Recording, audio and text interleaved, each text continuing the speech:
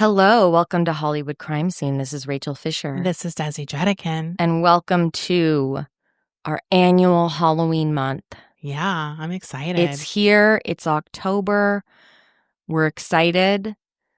Yeah, we're going to be doing all horror movie versus realities. As we do every year. Yes. And this year we are kicking it off with the 2016 film Lake Bodom. It's a Finnish film. Yeah. But it had a major crossover appeal. It was a hit cult slasher film based on a real crime that took place in Finland. I'm excited. Have you heard about this crime? Yes, I do know this crime. This is a wild one, and I will say that researching this was quite difficult, Desi, because I had to read a lot of newspapers in Finnish. Did you get a translator? I had to translate a lot of them, and I had to cross-reference a lot of stuff to make sure that things weren't lost in translation. Right. So I had to, I read multiple sources. Yes. But I did read a lot of Finnish newspapers. Wow. This is our first Finnish research papers. I think it is. I do remember we did a case, I think it was for a movie versus reality horror month. It was like an exorcism one, and that case you had to translate. The German. It was one. Was it Annalise Yeah. Michaels? Mm-hmm. I remember you had to translate some there stuff. Was some, yeah. Anyway, let's get started. So for those of you who don't know, Lake Bodom is located in Finland in the city of Espoo, which is just west of Helsinki. And on June 4th, 1960, 4 teenagers arrived at the lake on their motorcycles for a camping trip. The teens were 15-year-old girls Mila Ermeli Bjorklund and Anja Tuulikki-Maki, and their boyfriends Seppo and Tero Boisman and Nils Wilhelm Gustafsson. This was supposed to be a fun getaway. The teens had planned on going fishing, swimming in the lake, drinking beer and liquor, just doing stuff that teens want to do. Getting fucked up. Having fun at the lake. But they didn't know that when they settled into their A-frame canvas tent, that by the early morning hours of June 5th, the campsite would be turned into a gruesome scene straight out of a horror movie. What are those noises? I'm scared. At 11 a.m., a local carpenter arrived at the lake with his kids for their own camping trip. There at the shore of the lake, he discovered the teens' collapsed tent and the bodies. Ooh. This guy comes across this scene. He's with his kids. You don't want to see a collapsed tent. There's nothing good in there. There's nothing good happening there. Police arrived at the scene by noon. Lying on top of the tent was Nils, one of the 18-year-old boys. And lying in the tent, but kind of exposed, like her leg coming out of the tent, she was next to Nils, was the body of 15-year-old Mila. That was his girlfriend. Mm-hmm. Her pants had been partially taken off. The right pant leg was completely taken off, while the left pant leg was hanging around her knee. She was mostly naked from the waist down. Mila had been stabbed multiple times and beaten with a blunt instrument. She had several stab wounds to the neck, skull fractures, and 4 of her front teeth were knocked out. My God. The teeth were found inside of the tent. Ooh. Inside the tent were 15-year-old Anja and her boyfriend, 18-year-old Seppo. They had been stabbed and bludgeoned as well. Seppo had been stabbed twice in the neck, and he had multiple cuts to the face. He had a broken jaw and a cracked skull. Anja had skull fractures and cranium contusions. The sole survivor, the one who was lying on top of the tent, was 18-year-old Nils. He was found, like I said, kind of lying next to, but on top of his girlfriend's body. Nils had been bludgeoned, sustaining fractures to his face. He had a broken jaw and trauma to the back of his head that was caused by some kind of blunt object. He also had cuts on his body. Nils's jaw was so badly broken that his teeth had punctured a hole through his cheek. Ooh. He was fucked up. Yeah. But he's like barely alive. Right. When police get to the scene. It appeared that the killer had stabbed and beaten the teens from outside of the tent while they were inside. Oh. So that's kind of unusual. Yeah. But the ropes to the tent had also been cut, basically turning their shelter into a sort of trap.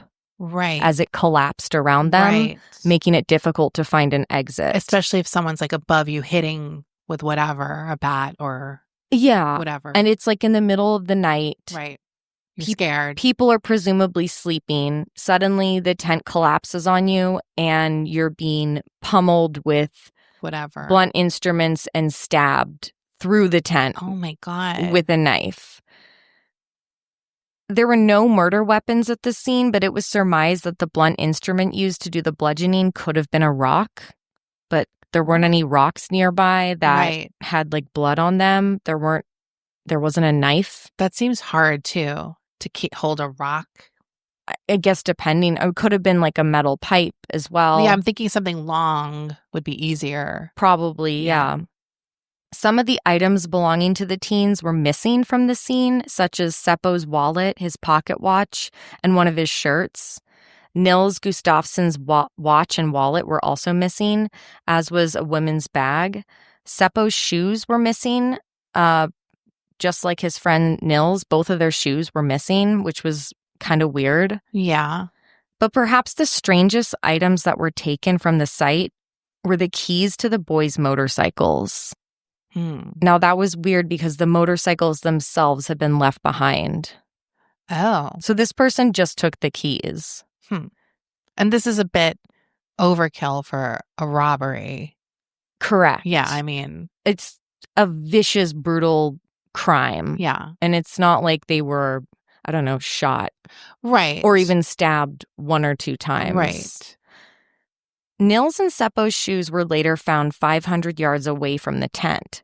So whoever did this took their shoes, moved them for whatever reason. Yeah. Nils's shoes had been found underneath a rock, and they had specks of blood on them. So they were going to go test those. Right. Among the items strewn around the crime scene were empty and full bottles of Jaffa soda. I don't know that brand. Must be Finnish. Obviously. I think it's their Faygo. It's their Faygo. And they had some empty and full beer bottles around the scene. There was a Jaffa soda bottle that was discovered in the water near the tent, and it had fingerprints on it. Oh. And it was later discovered that these fingerprints did not belong to any of the teens.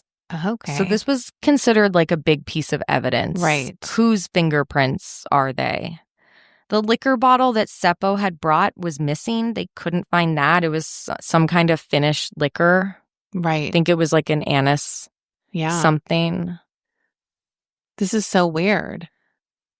There were 3 knives that were found at the scene that belonged to the teens, things like pocket knives. Right. For camping. For stuff used for camping. The teens had cut some sticks to help secure like with the tent or to use as stakes. Right. I think. So like it wasn't unusual that they would have brought knives with them for this camping trip. But none of the 3 knives that they found were the murder weapon. The murders were believed to have occurred between the hours of 4 a.m. and 6 a.m. Later, 2 young boys reported to police that they had been bird watching in the area from a distance and had spotted the collapsed tent at around 6 a.m. So they saw this tent from a distance. I think they might have even seen a guy laying on top of it, but you can't really tell like something's wrong. Right. You're just like, oh, that their tent fell down. Yeah. You wouldn't be suspicious. A group of teenagers who were swimming in the area saw the tent as well, and they assumed that a drunken fight had happened the night before. Oh.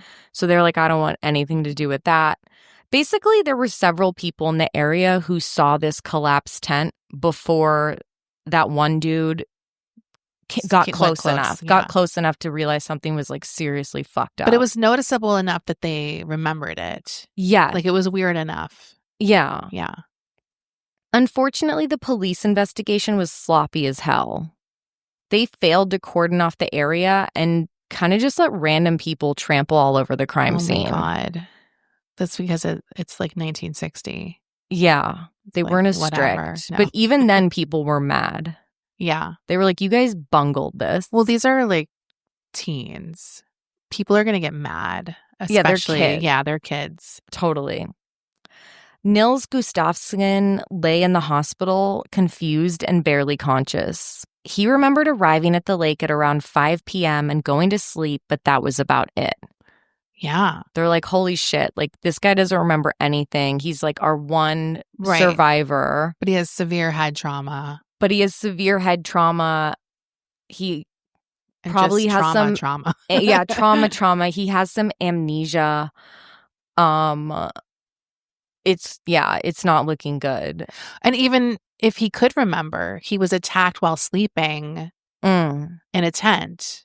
Right. It's not like he saw someone approaching or, do you know what I mean? Like, right. So, yeah. So Nils doesn't remember a lot from that day, but we do know that when the teens first got to the campsite, they selected their campsite and then they went to the convenience store that was located on the road that led to the lake. Right. The convenience store was owned by a 50-year-old man named Carl Gillstrom.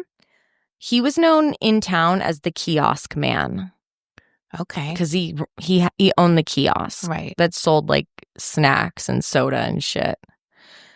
That day it was being run by his wife and his 12-year-old daughter.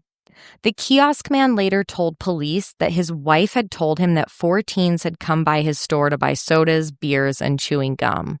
He was home during the murders, he said, and he didn't find out about them until the next day when everyone else did. Now, the wife and the daughter confirmed his alibi. But Gillstrom became a suspect because of his hostility towards the campers who frequented Lake Bodom. Oh. This guy was a known asshole. Yeah. Like, everyone in the town and people who camped around the lake did not like this guy.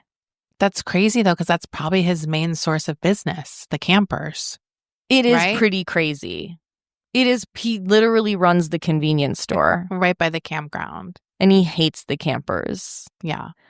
Over the years, this guy was reported to have cut the ropes on tents of campers that he didn't like. What an asshole. So, like, that's very suspicious. Right. But also, why are you doing that? Yeah. He would just do this if he didn't like the campers or if he was, like, in a bad mood. Right. In the 1950s, he reportedly put razor blades in the apples on his apple trees. What? Yeah. He's the guy who started that. He's responsible. I always thought that was not true. No, this guy's responsible for that myth. But he would put razor blades in the apples on his apple trees so that if anyone stole his apples, they would, like, hurt themselves, including children. That's so crazy because it's like, whoever eats all the apples that their apple tree produces? They mostly go to waste. Yeah, share them. Just like let people have your They're going to fall on the bitch. ground. They're going to get rotten.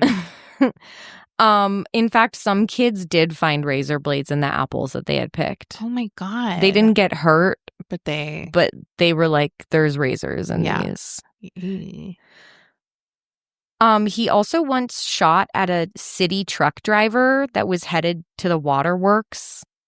Oh my God. This guy was like... So he's more than an asshole. He's this violent. Is criminal. Yeah, he's definitely violent.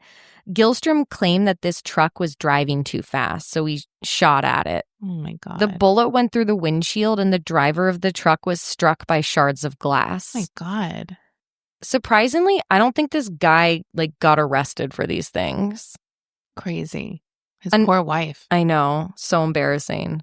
Another time, Gillstrom set out planks of wood that were covered with nails on the road to deter fast drivers. Oh my God. This is so crazy. He is bad for business. He's so extra. He's so extreme. Locals wondered if Gillstrom could have been angered by the teens' loud motorcycles as they drove into the campsite. Because obviously something as small as that is the kind of thing that would set this guy off. Did he live near the campground? Yes. Okay. Gillstrom's house was searched, but police didn't find anything. But the people in town were like, no, you need to search again. Yeah. Because, like, that guy did it. Yeah. We all know he did it. Anyway, let's take a quick break here. We'll be right back. It wasn't until June 9th that Nils regained full consciousness at the hospital. Like, he was finally lucid enough to communicate. He spent about 3 weeks total from the time of the murders until, like, the 23rd of June. Oh, my God. In the hospital recovering. You gotta just rest after that. It's just gotta, like, can you imagine the recovery from that? It sounds You probably awful. don't want to, like, it's like, don't leave me alone. Wait until the hole in my cheek closes back up, least. I'm still thinking about that. I know. I can't answer any questions. It's fucking horrific. Leave me alone. Upon discharge, he was questioned by police at the station. He told them that after hanging around their campsite and drinking, they all piled into the tent and went to sleep. This is like so teenager because I read that this tent was like really just a 2-person tent. Right. But they all like crammed into it. This is such a nightmare situation for me. Because I would be like, no. They were like, I'm out. They were like sardines. At some point during the wee morning hours at around 3 a.m., Nils said Seppo woke up to go fishing. What? Now, you have to remember, this is Finland. This is during the white nights. So it is light outside. Oh. It's like, it stays light until like night, like 11 p.m., midnight. And then like it's kind of dark for a little bit and then it's light again. So at 3 a.m. it would be light again. Basically, it'd be like time to go fishing. I mean, I guess people do fish really early. No, they always get up at like 5 here. Yeah. But 3 a.m. seems like really early. Well, it does. But that's why, and I thought that too, but then I remembered this is summertime in Finland. Right. But I'm saying, I get that, yes, there's light, but you're still tired at 3 a.m., right? Yes. Yes. But somebody made a comment somewhere else and they were like, it might have been kind of hard to sleep. I mean, I don't know how it is. Like, I've experienced the white nights. I've been in St. Petersburg during the summertime and it is weird. It fucks you up. It fucks you up. Plus, if you're drinking. Well, 3 a.m., you could technically still be up after partying. But you know how when you're camping and it's just like, as soon as there's any light, it is like so fucking bright. Yeah. And it's like. And if he wanted to fish anyhow, he might have just been like, well, might as well just get up and do it. He wanted to go fishing. And Nils decided to join him because he was like, I guess I'll come with you. I'll go swimming. But the water was too cold and he returned to the tent to go to sleep. Seppo returned to the tent soon after. According to police reports, this version of events was confirmed by this woman who saw the 2 boys at the shore around 3:45 a.m. There's just people popping up all over the place here. I'm telling you, Desi, it's summertime. This is a very popular place to camp. There are a lot of people. That's so wild. At the scene of this murder. Yeah. This woman had woken up to go take a sauna, which is very Finnish. This is so Finnish. It's so Finland. She said that she didn't like specifically name them, but she's like, yeah, I saw 2 boys under the age of 20. One had a fishing rod, one didn't. So it fits. The one who didn't have a fishing rod left before the one who did. Yeah. So it matched up his version of events, basically. There was also a diary that was found at the scene of the crime that belonged to one of the girls. Oh my God. And she was like kind of recording their trip. Yeah. And she wrote in her diary at around 3 a.m. when like they all woke, I guess because they're so cramped in there, they kind of all, once someone wakes up, like everyone wakes up. So she was awake and she had written in her diary that the boys were drunk and were going to go fishing. Oh my God. She's taking journaling so hardcore. I know. I can't do it even when I have it in my house. I'm always trying to be a journaler my whole life. I used to be, but I fell off hard. It's hard. But Nils Gustafsson was having a tough time remembering much else of that night. Right. So investigators decided to employ a psychiatrist to place him under hypnosis. Yes. This is the part in the movie where it gets whoa, whoa, and it like the visual spin or something. Yeah, and they have like a total fucking moment that shocks them to their core. Yeah. Where they remember a key piece of evidence. I love when we see their memory. And it's always like a little surreal or odd. Yeah. Well, that's what they were trying to accomplish. Nils underwent 3-hour-long hypnosis sessions, and during the sessions, he described being attacked in the collapsed tent, of hearing the sounds of girls screaming, and he also described what the attacker looked like. Ooh. He caught a glimpse of the attacker. Nils said that he was in his 30s with long blonde hair and a pimply face. Drag him. Honestly, probably a lot of blonde people in Finland. Right. But the pimply face. The pimply face is the unique attribute. Yeah, that's a standout. So a composite sketch was drawn and released to the public. And the drawing really looked like this one guy, Hans Assmann. See? How do you spell that? It's Desi. It is spelled A-S-S man. I'm sorry. You chose to go with Assmann. I'm trying to be respectful. It's the suspect. You can be mean to him. This guy didn't sound like a good guy either, so I have no problem calling him Hans Assmann. Yeah. I let me tell you, every time I read this guy's name during my investigation, because it's funny with Hans too. Hans somehow brings it to another level. Right. Like Mark Assmann. No, it's not as funny. Hans Assmann. It's like someone had to make up a Finnish name on the spot or something. It's so rude. But honestly, fuck this guy. This guy was a 36-year-old man from Germany. But he now lived in Espoo, which is the city where Bodom is located. He lived there with his wife. The day after the murders, Assmann showed up at the hospital. I'm sorry. Complaining of stomach pain. What? He said, "It's my ass, man. My ass, man. Up to my stomach." He was also drunk and kind of aggressive. Imagine going to the hospital drunk. Complaining about something else. I would never. Like, sir, sober up. He arrived, he was wearing he was wearing overalls and it was covered in like red stains. What? And the doctors were really suspicious of that. Is this the same hospital where Nils is? This is a hospital in Helsinki, but Helsinki is really close to Lake Bodom. Okay. I didn't know if Nils went to like the big city hospital. I don't know what hospital he went to. That would be crazy though. If they're in the same hospital because they're together. like, wait, he's covered in blood. We have a stabbing victim. Right. I'm just saying, yeah.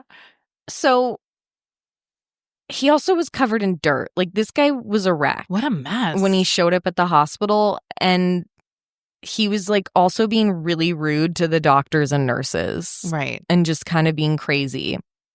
His stained clothes were bagged by the doctors at the hospital, but police never tested them. What? So we never got a definitive answer if it was blood or something else. Right. He was working on a house painting project. Right. I don't know what color the house was. Maybe it was a barn. Maybe it was a red barn. Maybe it was a barn. He was doing a barn wedding. Yeah. That's wild. Because you'd think you'd at least just test if it's human blood, right? Just real fast. Like, yeah. No, but this guy, I'll tell you why they didn't end up testing them. But you can chalk this up to like another piece of the bungled police investigation is that they didn't see like, all right, weird guy, name is Assmann, rolls up to the hospital the day after the murders and he's wasted and he's covered in red stains. I mean, at the very least, you want to eliminate that guy. Just eliminate Assmann. So Assmann's past is really weird, but according to him, he was a former SS officer. What? See, this is why he admits this is why I don't feel bad making fun of him. No. Before being captured by the Soviets and ultimately defecting and joining the KGB. Wow. This is according to him. Yeah. I did see another report that was like he got tired of the Nazis because he like fell in love with a Jewish girl at one of the camps. That seems like fiction. That seems like fiction to me. Assman. By the 1950s, he had moved to Finland. At the time of the murders, his mistress lived in an apartment in Helsinki. Mistress? He has a mistress. God. So he lives with his wife in Espoo, and then he has a mistress in Helsinki. Okay. Police questioned the mistress, and she was like, yeah, he was at my apartment the night of the murders, and he couldn't have left without being noticed because my sister and her husband also live here. Okay. And like we would have known if he left. And Osman told the police, yeah, I was cheating on my wife. I couldn't have done the murders. Like, I'm already a Nazi. You Right. think I give a shit about cheating on my wife? I don't care. Yeah. Nothing shames me. And my name is Osman. You think a guy with the name Assman can ever be shamed? I've been dealing with this since I was 2.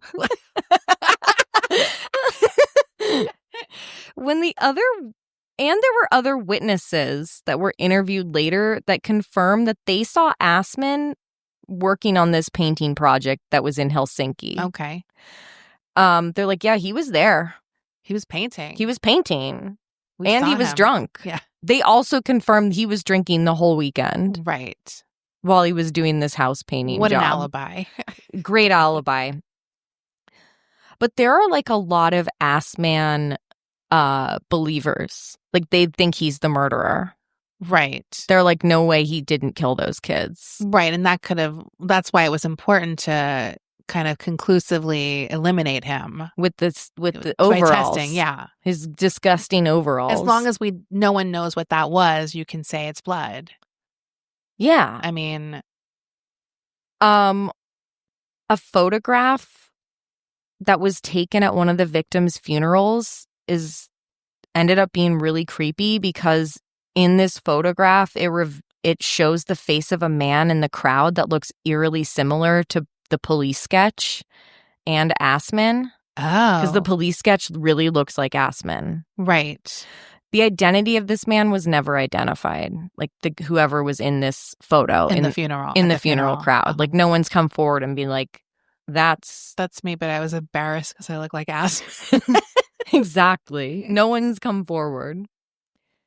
One of the articles I was reading in the Finnish newspaper, they got all these documents, these police documents finally released to the public after like decades. And there was something that said, the Assman files finally released. Oh my God. Years went by and the case went cold. Then, in 1969, something shocking happened. Carl Gillstrom, the kiosk man, was found dead in Lake Bodom. Oh my God. Over the years, suspicion of Gillstrom among the locals remained. Like, people were diehard about this guy. They're like, it's not Assman, you fools. It's Gillstrom. According to the Finnish newspaper, it's called Ilta Sanomat. That's the name of the paper. A policeman who lived next door to Gillstrom said all the neighbors were sure that there was no need to look elsewhere for the perpetrator. But there just wasn't enough evidence to charge him. Right. By August of 1969, Gillstrom's alcoholism and mental problems had grown worse than ever. So he's even more of an asshole now. Right. Because he's like getting older. And he has some kind of mental health and he's issue. A total fucking alcoholic. Right. His daughter said that he was drinking for 3 days straight before he died. The daughter also said they had gotten into like a violent argument. Oh my God. Gillstrom's son and daughter both threatened to call the police on him if he didn't fucking cool it. Wow. So Gillstrom was like, all right. I'm cool. Cool it. So he decides to go over to the neighbor's house to drink more. He's like, I'll drink over there. This neighbor. Bother him. Gillstrom became distressed while he was drinking. And he told the neighbor, you idiot, don't you understand that I am the murderer of Bodom? What should I do? And the neighbor replied, well, if that's true, then you should go drown yourself Otherwise, you're going to be put in a small cell for the rest of your life. Dude, I love this neighbor. They're so bleak. If Yeah. that's true, go drown yourself. Yeah, go kill yourself, Just kill Gilstrom. yourself. It's not worth it. According to statements given to the police, the neighbor himself was also really drunk. Right. An eyewitness said that they saw Gilstrom and the neighbor go back to his house. The neighbor said that he then passed out for 16 hours. Jesus. Gilstrom then drove his moped to the spot on Lake Bodom where the murders happened and drowned. Oh, he did drown himself. He did drown. We don't know if it was like on purpose Or drunk. or drunk drowning, like he was going back to the scene of the crime for fun. Or if it just was like random, because the reality is like he lived in the area and this was a very popular swimming spot. Or even if he isn't guilty, he might have had some kind of weird connection to it because of he was a suspect. He was a suspect. And he had just had this conversation maybe. Yeah. I don't know. And it's the summer of 69. Right. I want my first sex streak. When Gilstrom's wife was questioned by police about her husband's alleged admission, she was like, dude, the neighbor was drunk too. Like, they were both wasted. So I don't know how good of a fucking confession that is. I'm still not like convinced it's him just because I don't feel like the motivation, like, do you know what I'm saying? Like, he was a dick, but not that much of a dick. Well, I feel like he didn't have an incident with them.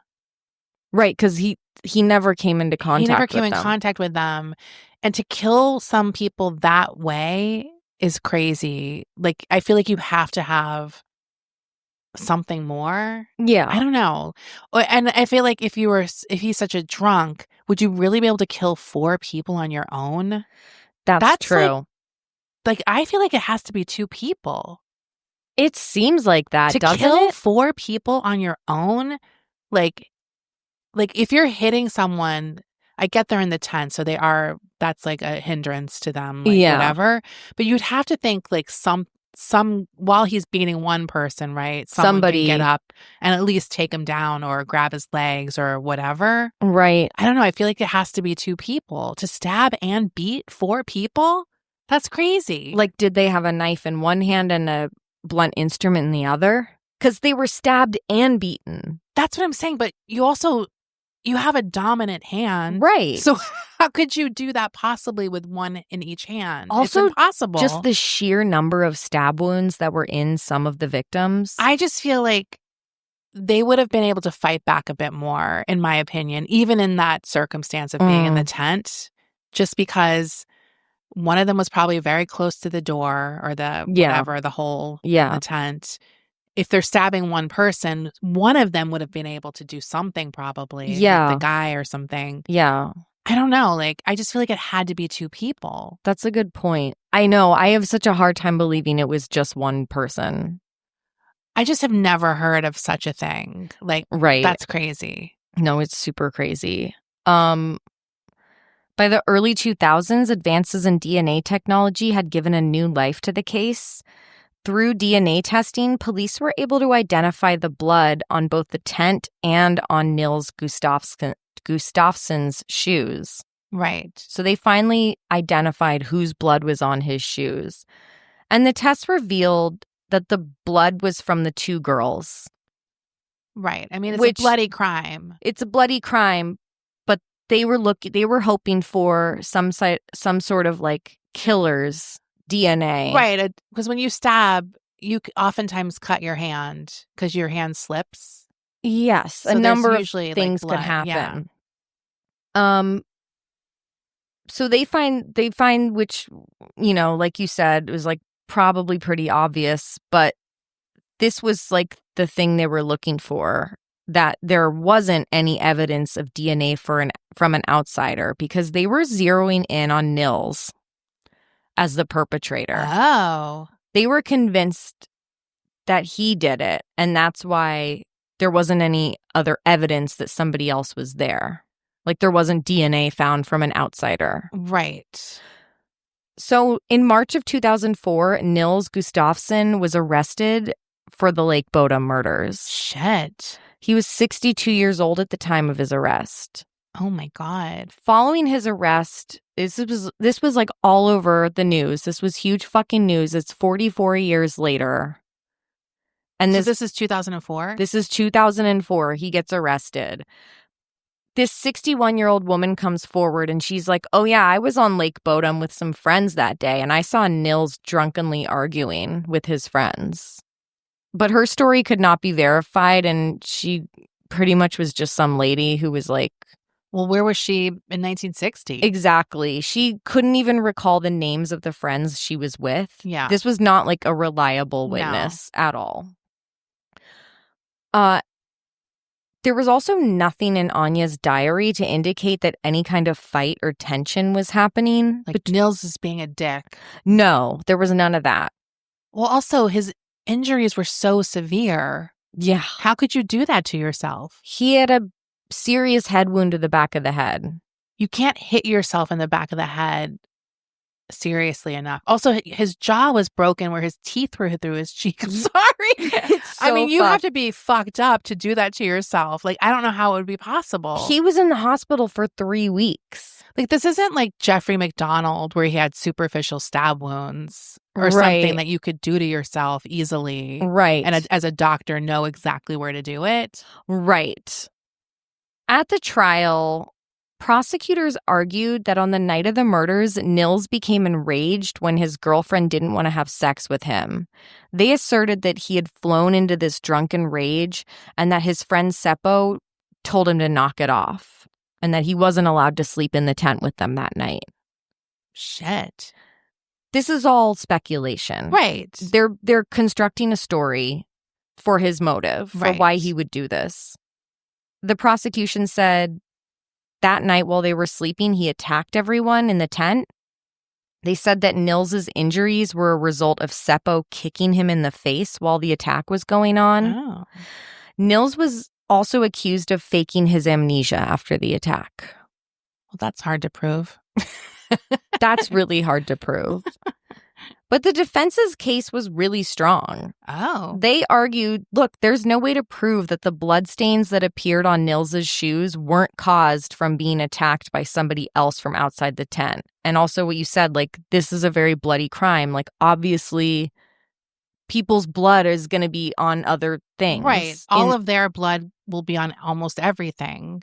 It's not suspicious. Like, yeah, it was just a dumb argument. And to me, I kept looking for like more smoking guns in my research for like why they arrested him, but that was really all I could find. It seems like very weird. Also, if he had that severe injuries, how was he placing the items in a distance?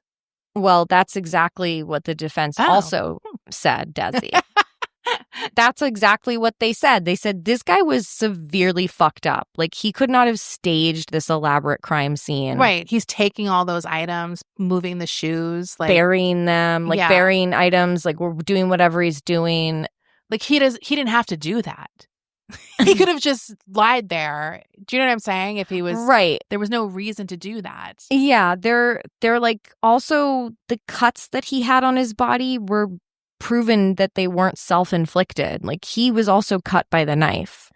Right. Like, just because this guy got technically like the least of it, he was still badly injured. Well, and it's like you can't be the suspect just because you survived. Like, that doesn't make you the suspect because you were lucky enough to barely survive. Like, yeah, exactly.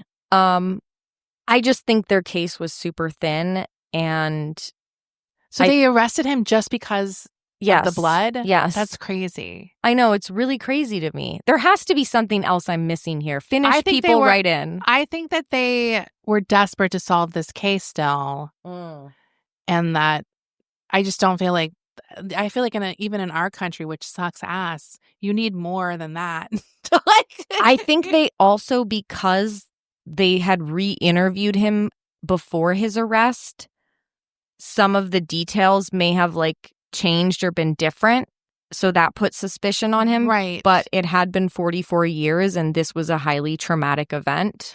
Also, by that point, I feel like you're hearing things and it's becoming your memory. Yes. Sometimes like that happens. Yeah. I don't buy it. And exactly 20 years ago today, Nils Gustafsson was acquitted of all charges. Oh. They were like, this guy is not guilty. Like, come on, guys. This is a joke. This is like classic bad investigation where they want to solve it to prove they didn't fuck up. Right. But it's an innocent person. Yeah. And they're trying to ruin their life. During the time between his arrest and his acquittal, Nils had undergone quite an ordeal. From the media labeling him a murderer before a verdict was even reached, to the state remanding him before his trial. So Nils was awarded 45,000 euros for pain and suffering paid out by the state treasury of the provincial government of southern Finland. Wow. That's nice. Yeah, a little something. The Finnish newspaper YLE said Gustafsson was in prison for 2 months in the spring of 2004 due to the charges. He was also banned from traveling for 2 months. The amount paid by the state to Gustafsson is exceptionally large, as compensation of around 6,000 euros is usually paid for 2 months in prison. So he got a lot. Yeah. The state treasury justified the compensation paid in January by saying that Gustafsson, who was originally considered a victim, changed to a suspect during the investigation of the case. So they're like, this guy is a victim. Right. And that's why the state paid out so much. Right. It wasn't just a person who was a suspect and wasn't guilty. Yeah. The state also considered that the publicity received by the case was unusually wide. I mean, if the newspapers are calling you a murderer, they've fucked you over. Totally. Like, they ruined his reputation. Right. So he was paid out for the wrong that was done to him. And to this day, the Lake Bodom murders remain unsolved. This is an unsolved mystery. This is an unsolved mystery, and I will say that, I mean, I'm sure in Finland it's like even more, but like people around the world are kind of like obsessed with this case. Yes. I mean, I knew of it. I didn't know all the details. I just remember the title. Yes. Lake Bodom is very memorable. Same. That sucks, though. This seems like you know how sometimes things just like, this should be solved. It seems like very like, I know. There's so many people there as witnesses. Right. Like no one saw any weird people. They seem to see everything else. You didn't hear people screaming. No, that's crazy that people were awake at 3:45 a.m. to take a sauna, but they didn't hear screaming. You knew that someone was fishing, but you didn't hear a bloody murder. Yeah. That must have lasted a very long time. Yes. To kill 4 people. Yes. Like that is crazy to me. It is no one crazy. Heard any screams or even like whatever weird sounds. No, the only sound that was reported heard was like the next day at 6 a.m. when the boys who were bird watching heard like a moan come from the campsite. You heard a moan, but no one heard the screams? Or something. I think somebody said they heard a moan. Yeah. But nobody heard the violent screams. It's crazy. I don't know what happened here. I don't know what happened here. Like, I don't know the Assman either. Like, why would he do it? People are really stuck on Assman. There's a lot of, like I said, a lot of people think Assman did it. I don't know what his motive is. Just like a thrill kill? Right, other than he's crazy. I don't know. Right. Or maybe he got into a fight with one of the guys. I haven't seen anybody that, like, just at least from the Reddit boards I was reading, because I was curious, like, about what people think about this. And I haven't really seen any people who think Nils did it. Like, it seems like the consensus is that, like, he got fucked over, like, by being charged with this, and he is a victim. Yeah, I don't think he did either. I don't think there's any evidence to suggest he did it.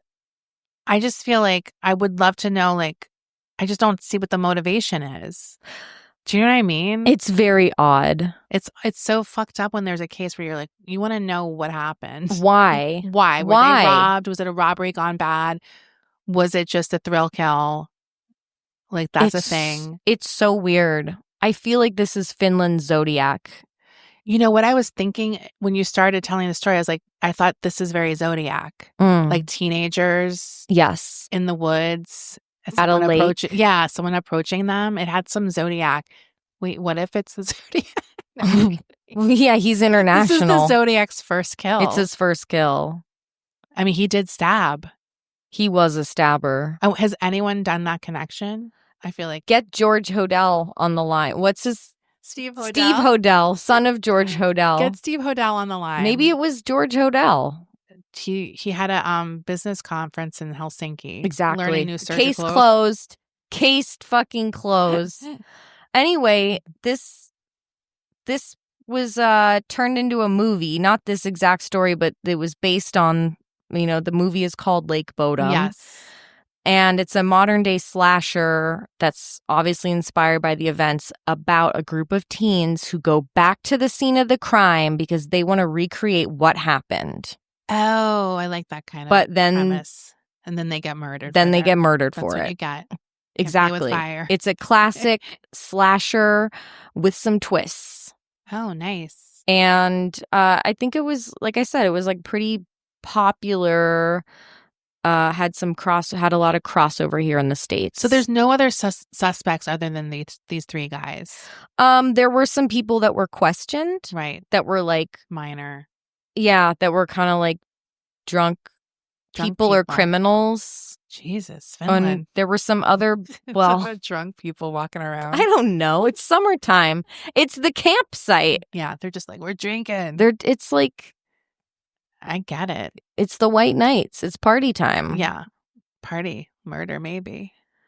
I will post pictures of the police sketch because they are chilling and it is not an appealing looking man. That's my number one. Assman is my number one. Assman's my number one too. Like, I don't know. I think if you're an SS officer, you're capable of anything. We're not putting anything past you. You'll do it. You're walking around telling us you're an SS. Right. You're not hiding that shit. Even if you are lying, you're sick for that. Yeah, you're so sick for that, you freak. Yeah. And also KGB. It's like, I feel like this guy is a liar. Yeah. And he's like a fabricator. And maybe he has some kind of delusional whatever thing happening. Because that's crazy. Yeah, I think it's Assman. And a mistress and a wife. He's hiding shit. He's hiding so much shit. This guy is suspect. They should have fucking tested those overalls. Now I'm mad. Where are the overalls? What happened to them? Because when you initially said that, I didn't know it wasn't solved. So now I'm like, fuck that they didn't do that. I thought they found someone else. Now I got to go back to those overalls. We got to go back to the overalls. What a fucking that is investigating 101. You test overalls that look like they have blood on them. Specifically overalls. That's crazy. Yeah. And someone crazy like that, that's the type of person who can kill multiple people because they're just flying off the handle. Exactly. Like like totally like psychotic break person. Or exactly. Something. That's the only time it can happen. That guy, I don't buy that bomb with the drunk. I don't think he could pull it off. Assman? No, Assman could pull it off because he's cold-hearted. He's cold-hearted. He's wiry. Yeah. I don't know. That's my opinion. I don't know if he's a creep. He's a creep. Also, if he showed up at the funeral. If that was him, because no one else came forward. No one was like, that's me. That's me or that's my cousin. That's Assman. That's Assman. Oh, I'm going to post the pictures. We got to see Assman. You have the funeral picture? I have the funeral picture. I have the police sketch and I have a picture of Assman. And I'm saying they're one and the same. Is Assman dead? He has to be dead. He was 36 in 1960. Okay, so he's dead. Wait, is he? I'm like, he can't come get us, right? He can't. How old would that make him? He'd be like 90-something. All right. Well, he could be alive. He could technically be alive, but probably not. Not the way he's living. I don't think he's got the strength to come get us. No, he's feeble. He's too old now. Yeah. Anyway, so Lake Bodom, very compelling case. The tent, I wanted to give an update on the tent. Oh. The tent has been preserved with all the blood stains intact. Oh. And it is on display at the Crime Museum of the Central Criminal Police Museum in Finland. And one last weird tidbit about this case. A piece of evidence that was found near the crime scene that still remains a mystery is a pillowcase that had traces of blood and semen on it. Semen? It had traces of semen. Now, in the reports and the articles I read, people said again and again, we don't know if the semen was there before if the semen on the pillowcase. If semen was just there before the murders or before, like it was from another day. We don't know when that semen got on the pillowcase. These teen boys would bring us semen-stained pillowcase. I'm not even sure that the pillowcase belonged to anybody at the site. It was just found at the scene. Oh. Blood type testing done during the initial investigation revealed that the blood type didn't belong to any of the 4 teens. Oh. And the DNA profile that was done on the pillowcase in modern times remains unknown. So they got something. They got a DNA profile, but they don't know whose DNA it is. It's not in the system. And they don't have Assman's? They don't have Assman's DNA. How'd they but maybe this pillowcase wasn't even related to the murder. I don't know. It's just a rant. Come on, though. It's a cum You got stain. a cum-stained pillowcase at a murder scene? It's connected. That doesn't just show up. That's true. Unless someone left it at the campsite. And they're embarrassed. But I would have moved it. You wouldn't. I would be like, I'm not putting my tent near that pillowcase. We know what the hell's going on there. Let's go down the river. I mean, if it was your cum-stained pillowcase that you had innocently left, I ain't coming forward. I'm saying, if one can innocently leave a cum-stained pillowcase, would you not be too sheepish to say that was my pillowcase with the cum? Do you see the pillowcase? Is there images? I think there's images of it. Yeah. I can find those. I'm just curious what the pattern is. All I know is as of the pattern, like the fabric. Oh, because you think it's some cute Nordic. Yeah, like Mary Mecco. Yeah, it's a Mary Mecco pillowcase. As of 2019, scientists in Finland hope to find a familial match for this DNA. Okay. But apparently there's laws in Finland that have prevented them from doing this. Come on. Just let us. Look, they're not as craven as we are in the United States about crazy invading our privacy. Well, maybe they should do a better job investigating and we won't have to go to those lengths. All you had to do was test the fucking overalls. Because now we'll never get Assman out of our mind. Yeah, he's really wedged in there. And he's got kids, right? I don't know if he has. I don't think he has kids. Oh, he had a wife. He had a wife, but we don't know if he had kids. Release the Assman files. I want to see the Assman files. I could read some of them. Oh, but they're all finished? There's like 80 pages of them. I can't believe some nerd hasn't translated them yet and put them on Reddit. Yeah. Seems like. Should I reach out to my ex-boyfriend? The Finn? Hey, can you translate the Assman files for I haven't me? spoken to in over a decade. The Assman files. The Assman files. Dude, I need to get on the Reddits. That's not to say I don't love the Finns. I love the Finns. I do too. I love that part of the world. I want to go so bad. I want to go to that crime museum now too. I'd love to go to Finland. Look, we have listeners in Sweden. When we do our Swedish tour, we can hop over to Finland. We got to hit them all up. We can do a little get hop, in the car, skip, Nordic go to all vacation. Got to get my my little windmill tulip fantasies to come true. I know, but all those places up there, I want to go to all of up them. there. Yeah, they're just all up I've there. always been obsessed with We got to that go in area. the summer. Yes, when it's like light out. It's so cool. It looks so cool. Yeah, no, I love it. I don't know what it'd be like to live there during that, especially during the winter, but I will say that it was very cool to witness. I've always wanted to see something like one of those like Nordic lights or like all of those type of things when you're really up there. I want to see Aurora Borealis. Yes. I want to see it so bad. How do we see that? But I don't want to go to Alaska. Is there a better place? Desi. I'm just scared because they always want to make you fly on those little planes. I don't want to do that. I don't want to do that either. I would see Alaska. What about Canada? Canada, yes. So we can see it there. Maybe. We need to find like a place where we can go, where I don't have to Okay. go on a small plane. I don't want to go on a small I plane don't want to either. go on a small plane in icy weather. No. I'm not doing it. No. Anyway. All right. Well, we'll look into this. Don't yell at me. Please. I'm dumb. Anyway, if you're from Finland, give us your theories. Yeah, we need some insight from locals. I'd love to hear from a local. Me too. Or someone who's been following the story for like decades. Or someone whose parents are from Finland. Yeah. Yeah. I would love to know. Also, the metal band Children of Bodom is named after this. Oh, that's crazy. Yeah.